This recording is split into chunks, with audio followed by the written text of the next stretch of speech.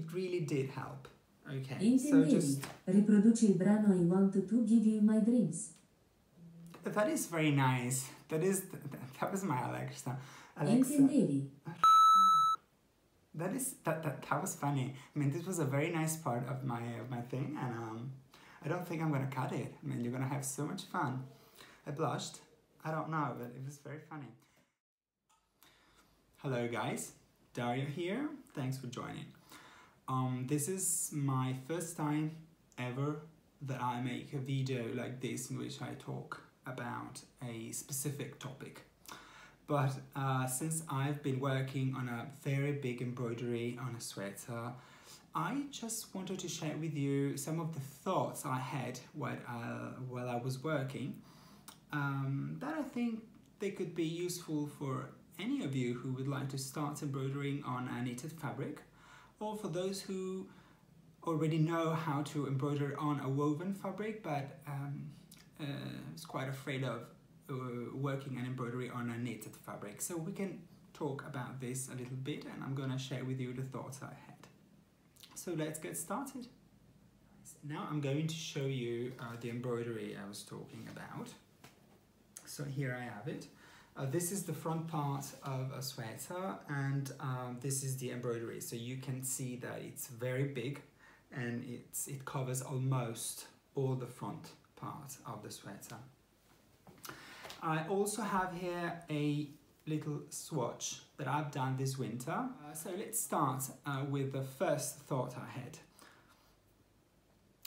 When we knit on a knitted fabric, we need to take into consideration that it's a knitted fabric we're working on and not a woven fabric. So the knitted fabric has bigger hole, and we're talking about stitches can open up like this, can split open like this. These sort of affect the choice of stitches we have and we can use on a knitted fabric. However, my suggestion and the thought I had is that when we knit a sweater for an embroidery, we better keep it a little bit tighter than the usual. That means that the sweater must always be very comfortable, and I mean, that is the first thing. We're talking about a garment, and a garment must be comfortable. However, I would just keep the knitting a little bit tighter than the usual because that will definitely help all the embroidered stitches to remain in its place. And that's really good. Think about a French knot, for example. For those of you who have no idea what a French knot is, that is simply a sort of knot like this one that remains on top of the fabric.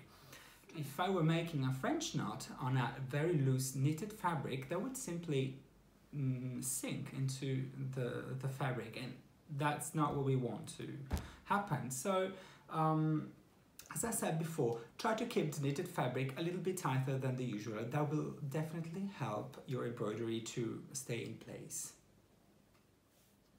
The second thought I had while I was working came up to me while I was working the beak. So as you can see here, the beak is a very big space. So I have to fill a very big space on the sweater. And the first thing that came to my mind was to use satin stitch. Satin stitch is actually wonderful to fill big spaces, and in fact, in my swatch, I did use satin stitch here. But the thought I had and that I wanted to share with you is that let's always think that we're talking about a sweater, so something that we are going to wear and go out with. Okay, so we do not want to have a very, how can I say, an embroidery that could be easily ruined. We do not want that to happen. And satin stitch, if we're talking about something that we're wearing, could be a little bit risky. Why? Because something could just get stuck under those threads and rip everything off.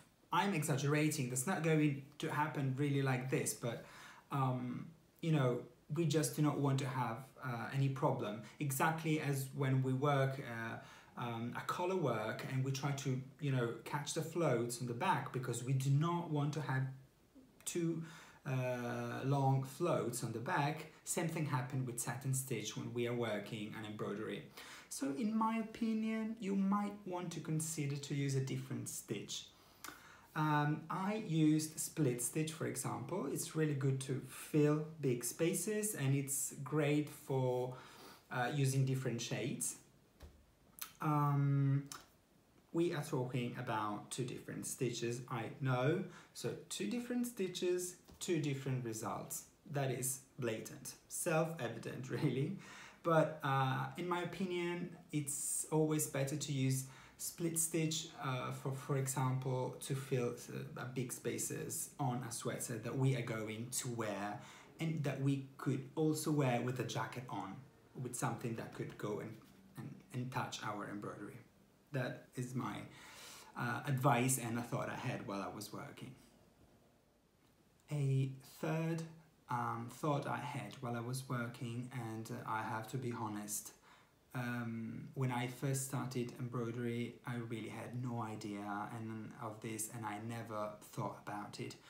But, you know, working different embroideries, I really understood that this is a very important part of embroidery, is the direction you want to go to your embroidery. Let's take, for example, a leaf. Let's, for example, say that the leaf goes up like this and then it goes like this. Now, it sounds absolutely obvious, but what I would do to start my embroidery is starting from the bottom and going up on a vertical line and spread out with some stitches to the left and to the right, and then close on top on the pointed part. Now, this is obvious, but when we're working, when we have an embroidery and we need to start and we're very eager to do it and we're very happy for the new yarn that's arrived and we just want to use it because we love the color, it could happen that we just forget and we start from the pointed part or from the side. Now, if we give the wrong direction to our embroidery, it will look like less realistic. You can achieve wonderful effects, really. It can be amazing, but if you want to do something that looks realistic, I think you better follow the realistic direction of the thing you're embroidering. Like, for example, this white part here, I knew that the yarn would have been very visible, so I just made some split stitch, worked split stitch here, and as you can see, it goes down in a vertical way and then it spreads out to the left and to the right. That helps my embroidery to look more natural and more realistic. It looks like feathers just that spreads out on the chest of the bird. So that's what I meant. I think direction is a very important part of embroidery, and it's something that needs to be planned in advance, or at least I need to plan in advance. So what I do is when I make the drawing of my embroidery, I add some little arrows, okay, that just remind me the direction I want to give my embroidery. So I use this paper that melts with water, so when I wash my sweaters it goes away and the embroidery remains in place on the sweater. But here somewhere, now I can't find it, but for example here on the flower, I had some little arrows indicating the direction I was certain I wanted to give to my embroidery. It really did help. Okay. So it really helped me to work that flower. Okay guys, so I'm done. I've talked a lot and maybe too much, I don't know. I hope you enjoyed it, and I hope these thoughts I have that I shared with you were sort of useful for you and for your future embroidery. I'll be happy to have a feedback, so if you want to tell me something, ask me something, or simply give me a feedback on the video and on the suggestion, or your ideas, your thoughts, I'll be more than happy to read them all on the comments. And so, bye for now. Thanks so much. Bye. Cheers.